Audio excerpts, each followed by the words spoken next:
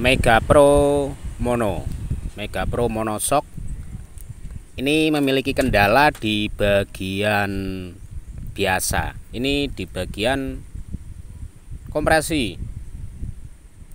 Yang pertama, seal klep mengalami kebocoran, terus klepnya sendiri juga kompresinya bocor. Intinya motor ini mogok. Motor ini mogok dibawa ke tempat kami untuk dilakukan perbaikan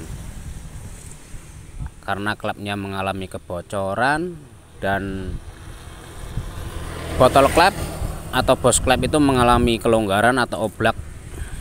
Ini dalam proses tahap penyelesaian. Bisa dilihat bagian sekernya ini keraknya itu sangat tebal sekali ya pemirsa.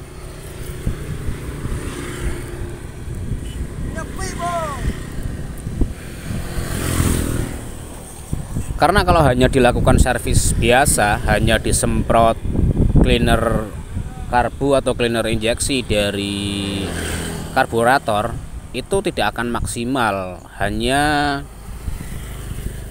malah menambah debit kotoran di dalam ruang bakar itu. Jadi satu-satunya cara yaitu dilakukan pembongkaran seperti ini. Kalau dilakukan semprot pakai cleaner hasilnya tidak maksimal. Nah seperti ini, kotoran atau keraknya itu sangat tebal sekali gitu loh.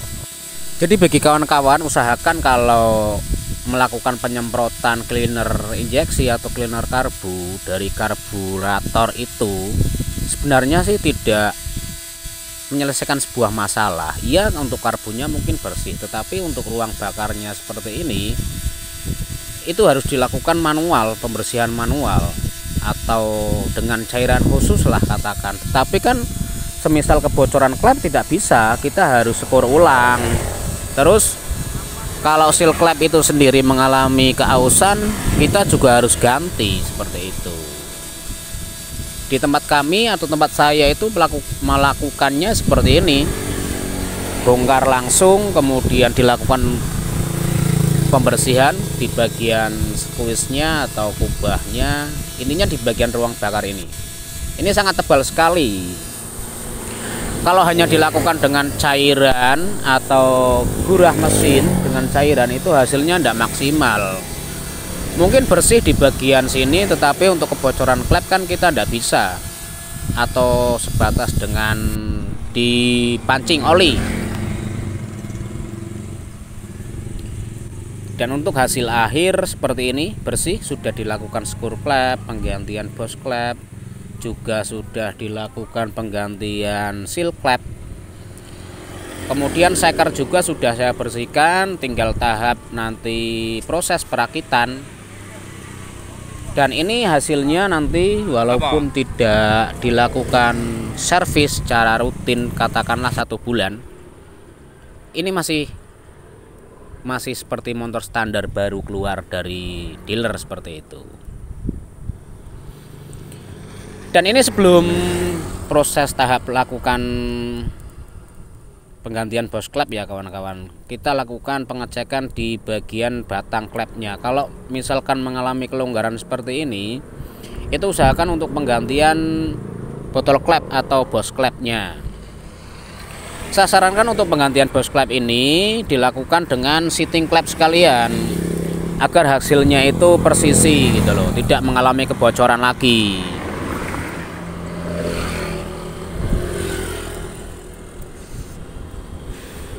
Jadi kalau menurut saya pribadi untuk bagian bos klep ini sangat berpengaruh.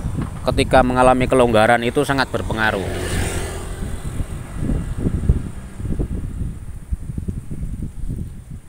Ini tinggal tahap proses perakitan. Semoga hasilnya bagus dan tetap kami beri garansi beberapa bulan, bahkan 6 bulan atau 1 tahun lah. Oke ya, tinggal kita proses perakitannya. Ini sudah saya lakukan penggantian intinya. Ini bos klep sudah diganti, sudah screw klep, sudah dilakukan penggantian seal klep, sudah dilakukan pembuangan kerak-keraknya, itu sudah dilakukan pembersihan. Intinya jangan sekali-sekali untuk melakukan penyemprotan cleaner karbu atau cleaner injeksi melalui karburator, karena hasilnya tidak akan maksimal. Di bagian ruang bakar ini akan mengalami kekotoran atau kerak yang membandel. Di sisi lain, kerak itu berasal dari kebocoran klep, juga dipengaruhi dari kelonggaran bos klep, juga berpengaruh ketika batang klep dengan bos klep mengalami kelonggaran. Ini untuk bagian shaker saya tidak lakukan penggantian karena saya rasa ini masih bagus, cukup bagus. Toleransinya antara ring shaker sama liner itu juga masih bagus. Hanya dilakukan penggantian di bagian bos klepnya yang mengalami kelonggaran, kemudian screw klep, penggantian seal klep. Karena motor ini ketika tidak dipakai beberapa minggu itu, ketika mau dipanasin susah, kadang pagi hari susah sekali, kemudian akselerasinya ndak enak. Intinya motor ini tompakannya kalau istilah orang sini itu kurang enak gitu loh. Penyakit langganan baik itu, intinya saya sarankan jangan sekali-sekali menyemprot ke bagian ruang pembakaran dengan menggunakan cleaner injeksi dalam waktu jangka yang lama. Mungkin kalau 1 kali 2 kali tidak masalah, tetapi lihat motornya dulu umurnya.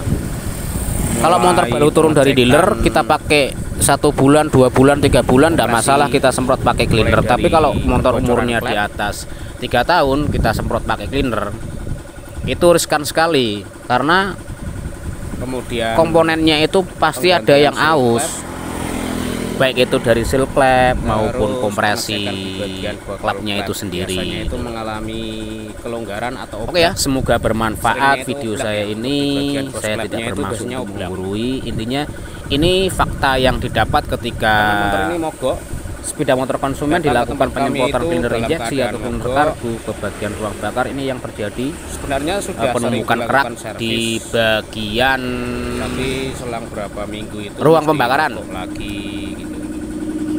Karena di bagian shakernya, intinya kalau mau dilakukan pembersihan karbu cukup dilepas, baik itu karburator atau throttle body. Alangkah baiknya kita lepas dulu, kita cuci secara maksimal atau cuci secara manual lah istilahnya. Jangan kita semprot dalam keadaan mesin dinyalakan, kemudian RPM tinggi kita semprot, jangan, riskan sekali. Ini sudah tahap finishing atau sudah selesai dilakukan perakitan. Ini hasilnya. Terima kasih, selamat siang.